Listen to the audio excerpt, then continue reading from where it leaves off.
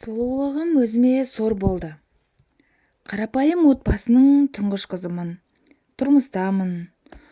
Алла қаласа жақында 24 жасқа толамын.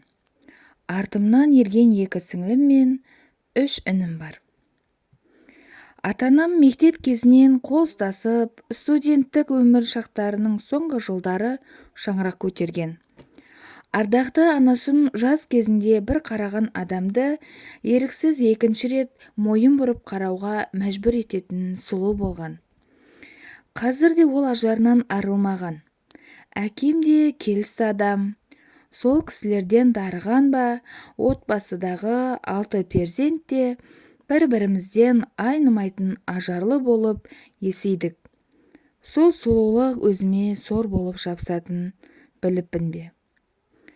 Бастауышта оқып жүріп-ақ, сыныптағы ұлдар маған таласып, кішкентай болса да 40 пышақ болып қырылысып жататын. Бала боп, оған мән бермеппін. Кейін жоғарғы сыныпқа көше бұның мәнін ұға бастадым. 8-ші сыныптан бастап көптің назарынан тыс қалмадым. Мейрам сайын жоғары сыныпта оқитын жігіттер де, өз қатарластарым да, керемет болмаса да, сый-сияпатсыз қалдырмайтын еді. Анамнан қорқып кейбірін үйге жетпей, қоқысқа тастасам, кішкентайлау, көзге еленбейтіндерін үйге тығып әкелетін едім. Жалпы әкем ұлдарына қатал болғанмен, бізге қабақ шытып қарамайтын. Ал анам керісінше, ұлдарына жұмсақ болып, қыздарының артық қылығын көрсе, бірден бәрін өз орнына қойып беретін қаттылау адам. Сол себепті анамнан қорқатынмын.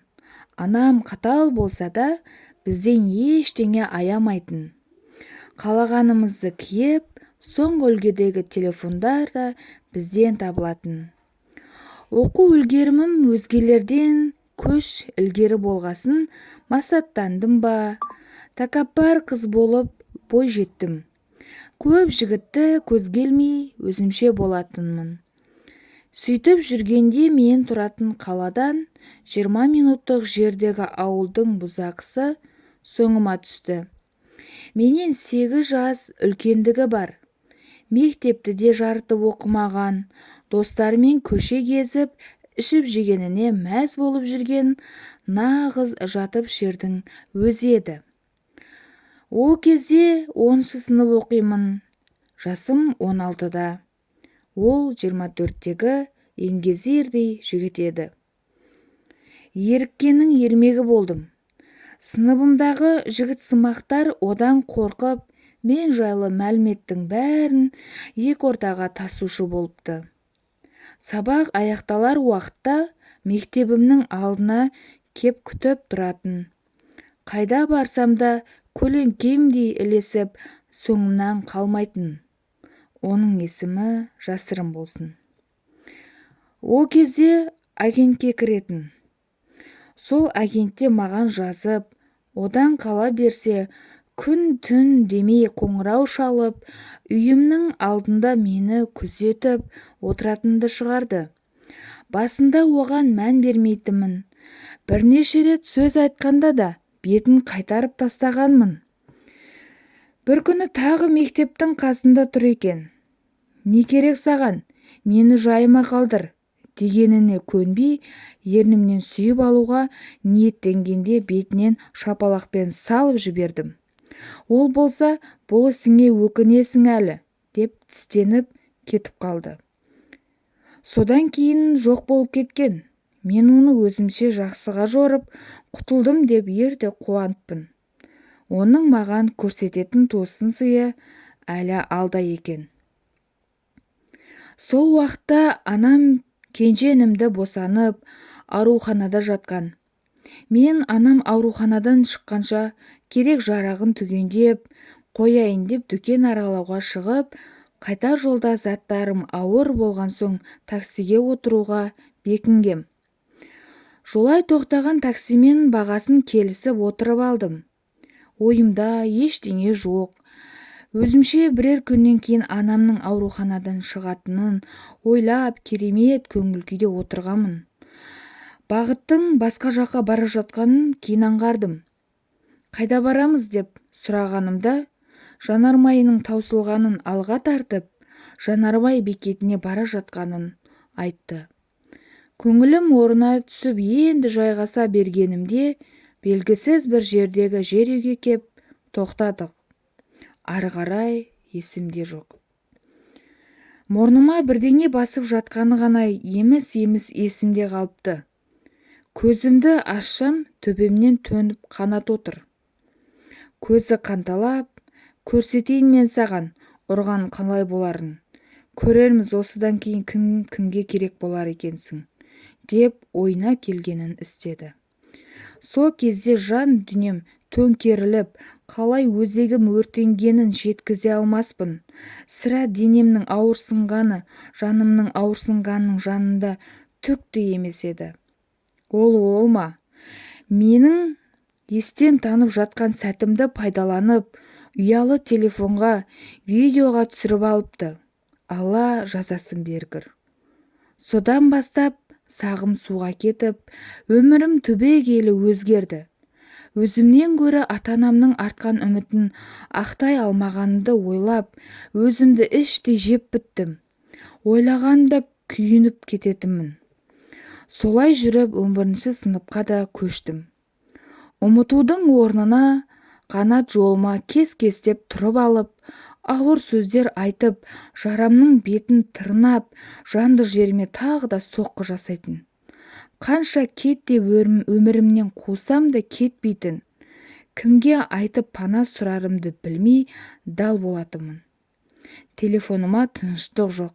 Қанша рет нөмір ауыстырсам да тауып алатын. Тіпті ол ұятсыз анамның номерін де тауып алған екен. Сен мендік болмасаң, ата-анаңа барып айтамын қыздарыңның қандай екенін. Видеоңды бәріне таратамын. Сенің қандай екеніңді бәрі білсін, деп одан әрі қинайтын. Менімен тағы да төсектес бол. Видеоңды сонда өшіремін. Менің әйелім болмасаң, көрсетем саған, деп қоқан-лоқы көрсететін. Ата-анама айтуға қауқарсызбын. Біреудің менің қарабет екенімді білгенінше өле салғаным артық деп ойлаушы едім. Бір жағынан сабағым бар, қалайда өз күшіммен оқуға түсуім керек болды. Сол жылы психологиялық тұрғыдан қатты шаршадым. Бір күні наурыз айында бір тойға бардым. Тойда бір жігітпен таныстым. Құдаларымның құдасы болып шықты. Кейін агентте бір-екі рет сөйлесіп, мен оған ұбт-ға дайындалуым керектігін айтып, уақытша байланысымды үзген болатынмын. Жанымдағы құрбым деп жүрген сатқынның өзі болып шықты. Ол туралы бәрін қанатқа жайып салыпты. Жалпы ол емес, мен жайында бәрін хабардар етіп отыратын источнигі мен жан құрбыма балап жүрген сыныптасым екенінде кейіннен білдім. Не керек, қанат деген істеді. Ол жігітке мен жайлы тіпті қосып неше түрлі әңгіме айтқан. Менен 2 қабат болып, баласын алдырып тастаған деп видеоны көрсетіп, жігіт деп жүрген құда балам сол қанішердің сөзіне еріп кетті. Екеуіне де кімнің кім екенін уақыт көрсетер деп тістеніп кеттім. Қолдан келер қайран жоқ. Өміріме өкпелеп ұбт-ға кірдім. Егер ойымдағы балымды алып, алтын белгімді қорғай алмасам, мені тек бір ғана жол күтіп тұр. Ол өлім. Асылып өлемін деп шештім. Бірақ ойымдағы балымды алдым, қорғадым. Сөйтіп Алматыға өз арманымдағы университеттің студенті атандым. Журналист болғым келетін еді. Сол оқуға да түстім. Сыныптастарымнан да, ескі таныстарымнан да, бұрынғы достарымнан да қол үзіп хабарсыз кеттім. Алматыда жүргенімде екеуі де жайыма қалдырмады. Әлеуметтік желілерден тауып алып, қайта-қайта мазалаумен келді. Жігіт атаулыдан қатты көңілім қалған мен Алматыда біраз жігіттің көз жасына қалдым. Өзімнің ата-анам мен артымнан ерген бауырларымнан басқасын бәріне тым қатыгез, тасжүрек болып кеттім. Бір жыл өтіп өз қалама барғанымда әлгі құда баламды көрдім. Тізерлеп кешірім сұрап, онымен бірге болуымды, тұрмысқа шығуымды өтінді. Көзіме ілместен бір жыл бұрынғы өзімнің сөзімді қайта есіне салып, теріс айналып кеттім. Мен өткен өмірімдегі жайттар одан әрі қамшылай түсті. Ішімнен кім екенімді көрсетемін бәріңе, деп өзіме қайрай түстім. Мен биік белестерді бағындыра отырып, биікке шыға отырып, бәріне өзімді дәлелдегім келді. Кек қайтарудың осы жолын таңдадым. Бала кезімнен актерлік шеберлікке, биге жақын болып өскем. Бекер жүрмей биге де қатысып, әйтеуір босқа жүрмей актерлік шеберлігімді шыңдау үшін курстарға жазылып, театр сахналарына да орындап шыға бастадым. Екінші курсымда бір спектакльде ойнап жүріп, қазіргі жолдасыммен таныстым. Ол да өнерге жақын жан болып шықты. Басында көнбегенімен бара-бара қалай ғашық болғанымды түсінбей қалдым. Сол уақыт аралығында Қанат оны әлеуметтік желіден тауып, мазасын алып үлгерген еді. Мен оған бұрында болған жайтты баяндап, енді онымен сөйлеспеуін өтіндім. Бірақ ең өкініштісі, өзегімді өртеп, жанымды жегідей жеген жүрегімнің түбіндегі жан түршігерлік оқиғамды айта алмадым. Қанша айтуға оқталғанмен, тырысқанмен, айтуға шамам жетпеді. Адалсың ба деген сұрағына «Я» деп жауап бердім. Боларыс болып, бояуы сіңгеннен кейін шындықты айтуға батылым жетпеді. Жігітім 3-ші курс бітірген соң 20 жасымда құда түсіп, ұзатып алып кетті. Барлық жөн жоралғысын жасап, тойымызды дүркіретіп өткізді. Алғашқы неке түнінде менен қан шықпады. Неге деп сұрап жанымды жаралаған жоқ. Ондай жағдай кейде болып тұрады. Медициналық тұрғыда дәлелденген деп маңдайымнан иіскеп, өзінің саусағын тіліп, ақ жаймаға менің пәк екенімді білдіретін белгі қойды. Қазір мен өте бақыттымын. Жан жолдасыма рахмет. Оқуымды аяқтатты, жақсы жұмысқа тұрғызды. Бәріне атам екеуі жүгіріп, қол ұшын созды. Жолдасым қатты қызығатын еді, бірақ ол үшін ешқашан ұрыс шығарған емес. Керісінше, әрдайым мені сабырға шақырып отыратын. Үйінің үлкені, 2 інісі бар. Ата-енем де мені тұңғыш қызым деп еркелетеді, сыйлайды. Күйеуім екеуміздің 2 жасар ұлымыз бар. Екіншіме аяғым ауыр. Декреттік демалыстамын.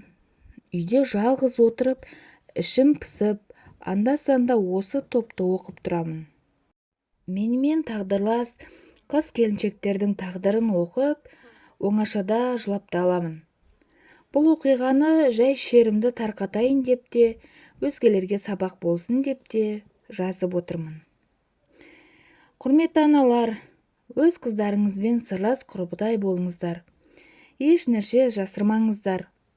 Бәлкім анам қаталдау болмағанда бәрі басқаша болар ма еді деп ойлап та қоямын. Бірақ не болса да түн артынан күн шығатынын естен шығармайық. Осы менің айтылған аудиомды, құрметті аналар, тыңдап отырған болсаңыздар, өз қыздарыңызбен сырласып, не болған, не жағдай болғанын сұрап отырыңыздар. Құрметті ата-аналар, менің осы аудиомды тыңдап, өздеріңізге ой түйген болсаңыздар, менің каналыма тіркеліп, лайктарыңызды басып, пікір қалдыруларыңызды сұранамын.